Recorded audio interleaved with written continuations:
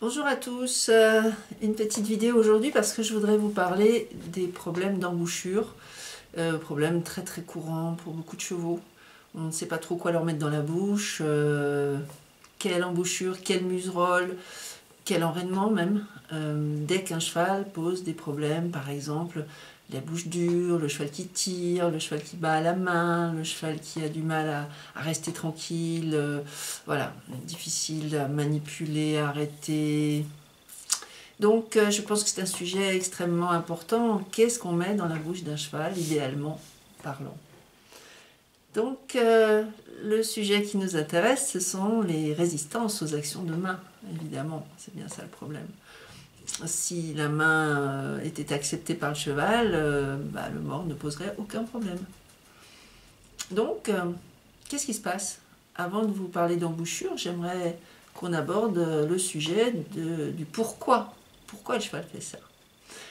Et je vous invite à imaginer une petite situation un petit peu différente. Imaginez que je sois un extraterrestre, E.T. très gentil, hein, voilà, et puis je vais vous prendre avec moi pour faire des choses qui n'appartiennent pas à votre monde, parce qu'un cheval est un cheval, nous on est des humains, nous on veut pratiquer l'équitation, c'est bien, on sait ce qu'on fait, on sait pourquoi on le fait, on sait pourquoi on monte sur un cheval, et on apprend comment le faire. Par contre le cheval, lui, c'est un animal.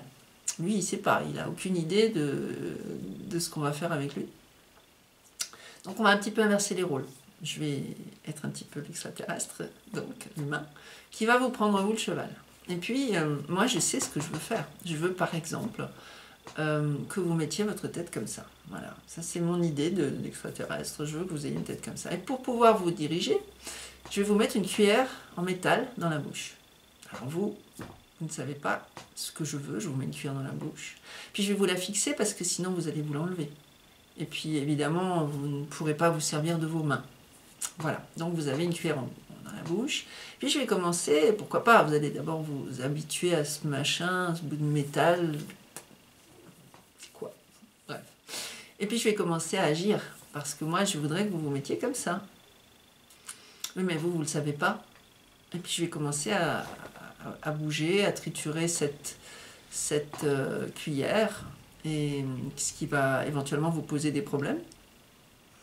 Mais vous ne le savez pas, vous ne savez pas ce que je veux, ça ne vous explique strictement rien. Et donc, vous allez commencer à réagir, à résister, à ne pas être d'accord, à ne pas vouloir suivre mes actions. Ok, très bien. Alors moi, en tant qu'E.T., je me rends bien compte que vous résistez, vous avez une bouche dure, ça ne marche pas. Alors qu'est-ce que je vais faire? Je vais changer de cuillère, je vais mettre une cuillère avec une surface un petit peu plus abrasive, on va dire, avec des petits picots. Allez hop, des petits picots. Et puis je vous remets cette cuillère dans la bouche. Ah, alors là déjà vous allez commencer à vous dire, oh mais qu'est-ce que c'est très désagréable, c'est pire qu'avant, et puis je sais toujours pas ce qu'on veut, et voilà, et donc ça ne marchera pas. Donc on va monter en gamme, hein. On va se dire, ce cuir ne correspond pas, allez, on va mettre une cuillère avec des picots un petit peu plus piquants. Alors là, ça devient très désagréable pour vous, parce que, alors évidemment, vous allez peut-être plus tirer, mais vous êtes mal, vous êtes dans la contrainte, et vous n'avez toujours pas la solution, vous ne comprenez pas pourquoi on vous fait ça. Et donc, au lieu de vous concentrer sur la position que je voudrais que vous preniez, vous allez vous concentrer sur la douleur, sur la contrainte, sur... Voilà. Et donc, nous sommes dans deux manières de penser extrêmement différentes. Moi, je pense à ce que moi, je veux obtenir de vous, et je ne vais pas y arriver, parce que vous allez résister quand même, et d'autres d'une autre manière, mais je n'obtiendrai pas mon résultat correctement, ni de manière satisfaisante.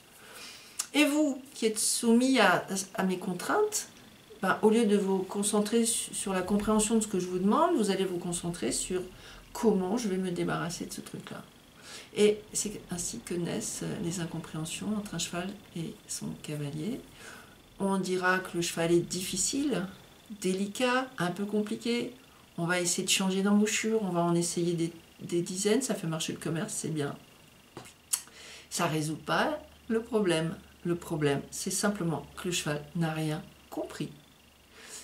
Et donc, la solution que je vais vous proposer, c'est donc d'expliquer au cheval. Ça veut dire qu'il faut user de pédagogie. Mais ça, la pédagogie, l'équitation enseigne la manière de monter à cheval, mais elle n'enseigne pas la manière d'expliquer à un cheval. Si ce n'est de manière basique, mais lorsque le cheval ne comprend pas, qu'est-ce qu'on fait?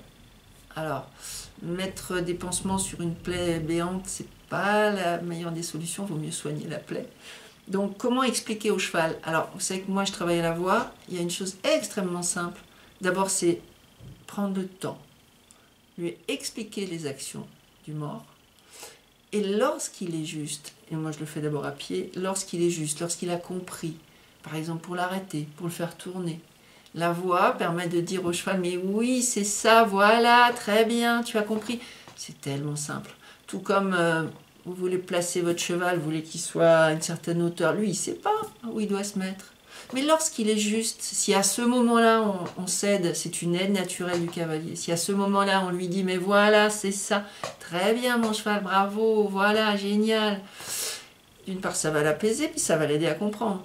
Il va associer votre oui, très bien, voilà, génial, à ce qu'il doit faire, parce que c'est au moment où il va le faire que vous allez lui dire, voilà, très bien mon cheval.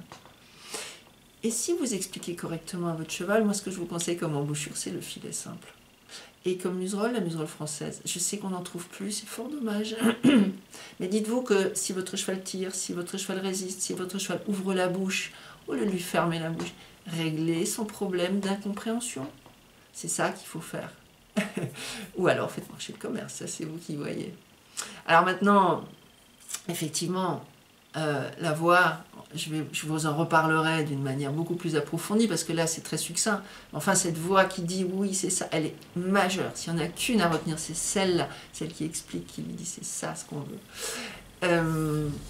Mais auparavant, il faut que le cheval vous écoute. C'est sûr que s'il est dans son monde, s'il est ailleurs, parce que vous le stressez avec vos embouchures et vos demandes incompréhensibles, ça ne va pas le faire. Donc il y a des phases préalables à mettre en place. Créer le lien, ce que l'équitation n'enseigne pas non plus. En équitation, on prend un cheval, en avant, on y va, on le selle, on monte dessus et en avant. Ben non, c'est pas tout à fait comme ça que ça se passe. Enfin, si, ça se passe tellement mieux quand on commence par se présenter, faire connaissance avec le cheval, et dire, t'as vu, on est ensemble, on va travailler ensemble, on va y aller. Et on apaise, voilà, ça résout plein de choses. Donc ça, je vous en reparlerai. En tout cas, un conseil, écoutez vos chevaux. Quand un cheval vous pose un problème, c'est que lui-même en a un. Et souvent, c'est vous, c'est nous qui sommes à l'origine de son problème. Parce que lui, si nous, on n'était pas là, il irait bien, en général.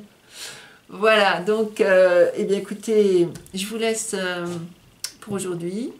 Et je vous retrouve bientôt pour d'autres vidéos sur plein de sujets qui vous attendent. Voilà, je vous souhaite une belle journée. À bientôt.